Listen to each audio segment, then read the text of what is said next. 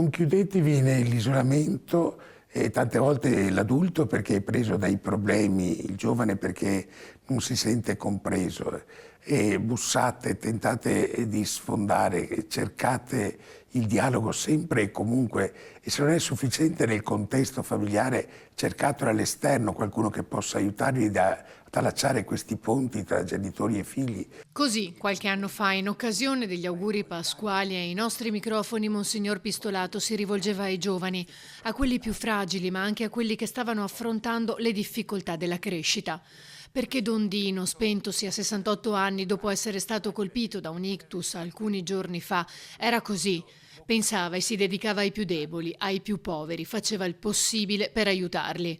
Un uomo che non si tirava mai indietro, come l'ha ricordato il sindaco Brugnaro. Un amico, una persona del fare, condoglianze a lui, a tutta la comunità ecclesiale, a tutti i suoi amici, i suoi parenti.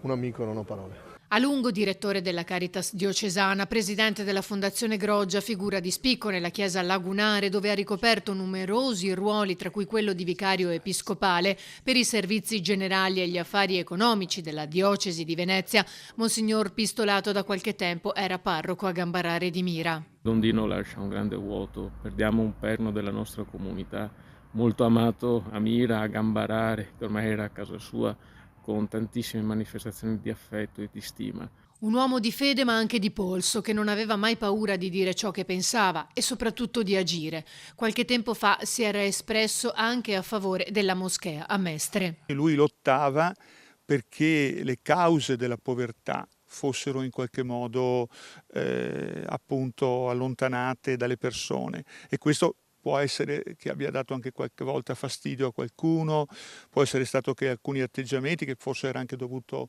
probabilmente a un carattere molto forte, abbiano provocato anche delle reazioni, però secondo me sempre nei limiti, sempre anche diciamo in ascolto dei propri vescovi. Il patriarca Moraglia da Roma ha mandato un messaggio: la prematura morte di Don Dino addolora profondamente. Il suo servizio a livello diocesano, anche come vicario episcopale, è sempre stato attento a promuovere e organizzare la carità, con animo sacerdotale e sguardo rivolto alle innumerevoli situazioni di bisogno e sofferenza.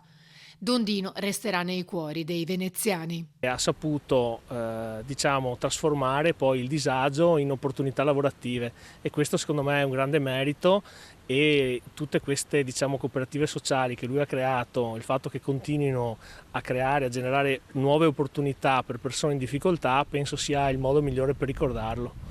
I funerali saranno celebrati sabato alle 10:30 a Gambarare di Mira.